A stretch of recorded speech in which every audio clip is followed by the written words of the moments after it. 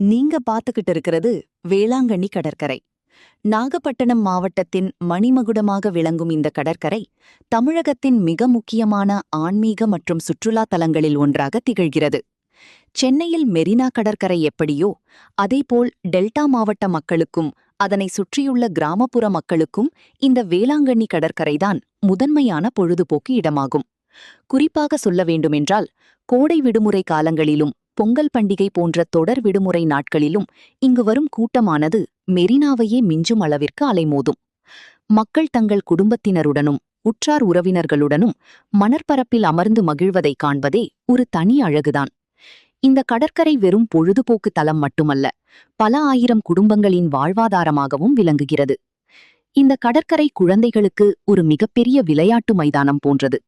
மணலில் விளையாடும் விளையாட்டுப் பொருட்கள், விதவிதமான பலூன்கள், சிறிய அளவிலான ராட்சத ஊஞ்சல்கள், காற்றாடி மற்றும் குதிரை சவாரி என குழந்தைகளை உற்சாகப்படுத்த இங்கே ஏராளமான அம்சங்கள் உள்ளன.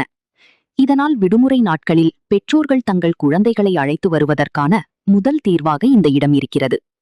கடற்கரையோரம் உலாவிக் கொண்டே அங்கு விற்கப்படும் தின்பண்டங்களை சுவைப்பது ஒரு தனி சுகம்.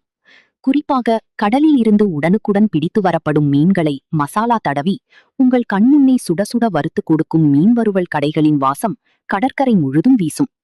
மீன் வறுவல் மட்டுமல்லாமல் இறால், நண்டு போன்ற கடல் உணவுகளும், சுட சுட மிளகாய் பஜ்ஜி, பீட் சுண்டல் மற்றும் மக்காச்சோளம் என நாவிற்கு சுவையூட்டும் பல உணவுகள் இங்கே மலிவான விலையில் கிடைக்கும். வெளியூர்களில் இருந்து வரும் சுற்றுலா பயணிகளுக்காக இங்கே தங்கும் வசதிகள் மிகச் சிறப்பாக செய்யப்பட்டுள்ளன.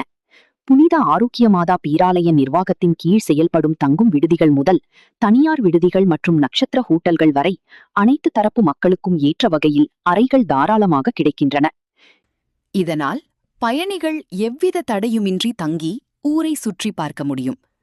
போக்குவரத்து வசதியை பொறுத்தவரை தமிழகத்தின் அனைத்து முக்கிய நகரங்களிலிருந்தும் வேளாங்கண்ணிக்கு நேரடி பேருந்து வசதிகள் உள்ளன.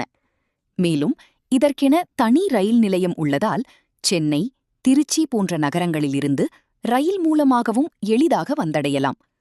நாகப்பட்டினம் ரயில் நிலையம் மிக அருகில் இருப்பதால் அங்கிருந்தும் ஆட்டோ அல்லது பேருந்து மூலம் 15 நிமிடங்களில் கடற்கரையை அடைய முடியும்.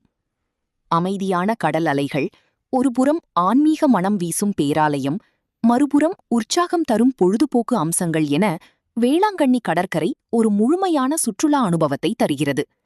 இங்குள்ள மணற்பரப்பு மிகவும் நீளமானது என்பதால் எவ்வளவு கூட்டம் இருந்தாலும் மக்கள் தங்களுக்கு தேவையான இடத்தை அமைதியாக தேர்ந்தெடுத்துக் கொள்ளலாம். அதிகாலையில் கடலில் சூரியன் உதிக்கும் அழகை காண்பது கண்கொள்ளா காட்சியாக இருக்கும். அதேபோல் மாலை நேரங்களில் கடற்கரையில் நிலவும் குளிர்ந்த காற்று மனதிற்கு பெரும் நிம்மதியை தரும். உள்ளூர் மக்களுக்கும் வெளியூர் பயணிகளுக்கும் ஒரு வரப்பிரசாதமாக விளங்கும் இந்த கடற்கரை வாழ்க்கையின் அழுத்தங்களிலிருந்து விடுபட்டு ஒரு நாள் முழுவதையும் மகிழ்ச்சியாக கழிக்க உகந்த இடமாக இருக்கிறது. ஆன்மீக பயணம் மேற்கொள்பவர்கள் பேராலயத்தில் வழிபாடு முடித்துவிட்டு மாலையில் இந்த கடற்கரையில் வந்து அமர்வது ஒரு முழுமையான நிறைவை தரும். வேளாங்கண்ணிக்கு வருபவர்கள் இந்த அழகிய கடற்கரையின் நினைவுகளை சுமந்து செல்லாமல் திரும்புவதில்லை.